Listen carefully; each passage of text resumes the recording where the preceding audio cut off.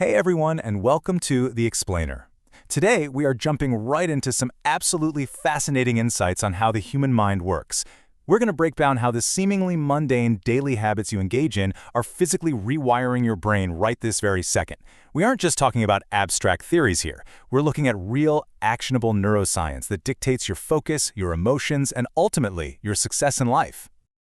Okay, let's dive into this, because honestly, I think this is a question pretty much all of us are asking ourselves right now. Why do you feel completely drained at the end of the day, even if you haven't done anything physically demanding? You might think it's just how you're wired, or maybe you blame your genetics. But the source material we're looking at today points the finger squarely at modern distractions. It's the environment we've built for ourselves that's aggressively draining our mental batteries. So, here is our roadmap for today. 1. The distracted brain. 2. Reclaiming your focus. 3. The physical foundations. 4. Mental conditioning. And 5. The power of consistency. And instead of just listing out random habits, we're going to group them into a cohesive step-by-step system to really rebuild your mental strength.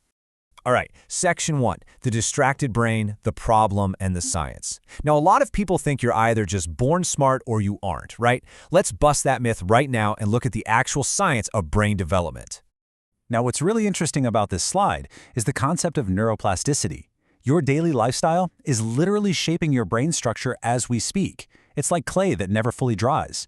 Depending entirely on what you repeatedly do, your brain is either getting sharper or it is getting weaker every single day. There's a stark contrast in how this adaptation works. If your days are filled with endless scrolling, poor sleep, and constant stress, your brain actually adapts to distraction. It literally wires itself to expect a scattered, fragmented reality. But if you intentionally feed your brain with deep thinking, movement, and emotional control, it adapts to strength. You are the architect here. The habits you choose dictate whether you become mentally sharp or whether you're just constantly struggling through a thick mental fog. Moving on to section 2, reclaiming your focus, defeating distraction. This is where we introduce our first thematic pillar, training your focus and protecting yourself from dopamine overload. We really got to talk about the high cost of task switching. You know when your attention is just bouncing between tabs or checking notifications? Well, every single time your attention jumps, your brain pays a heavy switching cost. It's kind of like having 50 tabs open on your internet browser. Eventually, the whole system just crashes. This constant bouncing around drastically reduces your mental efficiency and causes severe cognitive fatigue.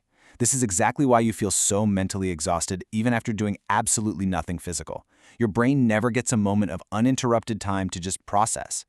But here is the incredibly good news. You don't need to go meditate in a cave for 5 hours to fix this.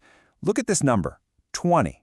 Starting with just 20 minutes of daily, completely uninterrupted focus, no phone, no multitasking, literally transforms your brain. At first, your addicted brain is going to resist and panic a little bit. But if you push through, you are training your concentration exactly like a muscle. And to make that focus possible, you have to set boundaries. Modern life is practically designed to hijack your attention, flooding your brain with massive spikes of dopamine. And I really want you to think about this. When we are constantly overstimulated by endless loud entertainment, normal, productive activities start to feel painfully boring. Reading feels too slow. Deep work feels agonizing. Your brain isn't broken, it's just severely overloaded. You need to carve out moments of absolute silence. Give your brain the quiet recovery time it desperately needs to reset its baseline. Okay, section 3, the physical foundations, sleep and movement. Let's move to and see how this builds, shifting from environmental distractions to actual bodily maintenance. I absolutely love this quote from the source material. Sleep is not rest for the brain. Sleep is maintenance for the brain.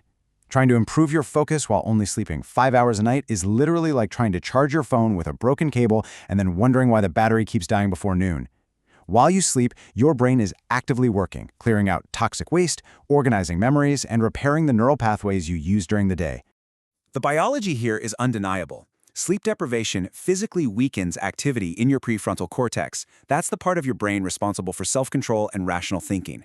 This biological fact is exactly why tired people make such impulsive decisions and get highly emotionally reactive.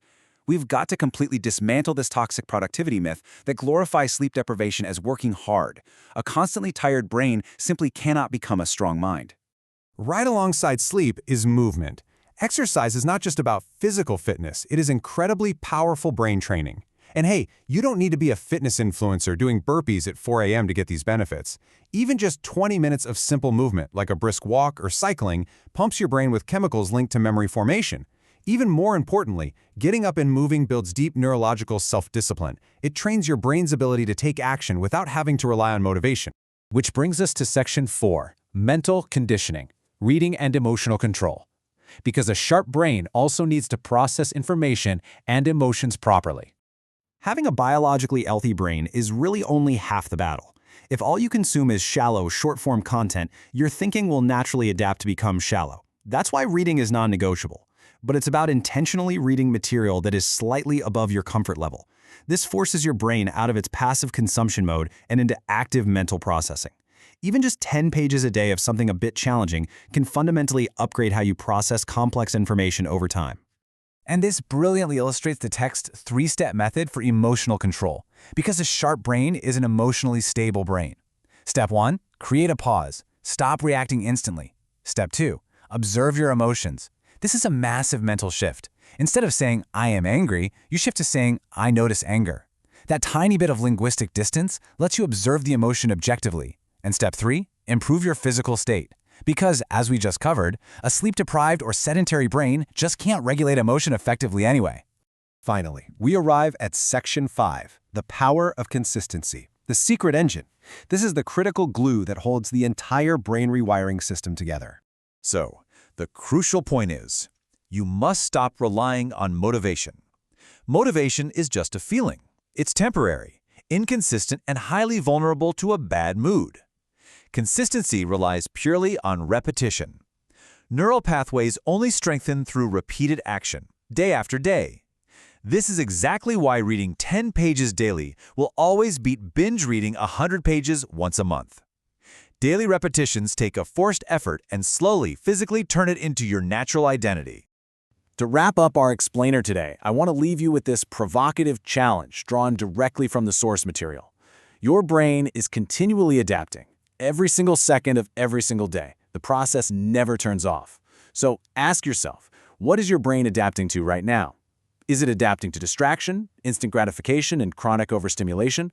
Or is it actively adapting to focus, discipline, and quiet clarity? These seemingly small, daily patterns you choose today are literally physically reshaping the structure of your brain for tomorrow. Take control of those habits, and you take ultimate control of your mind.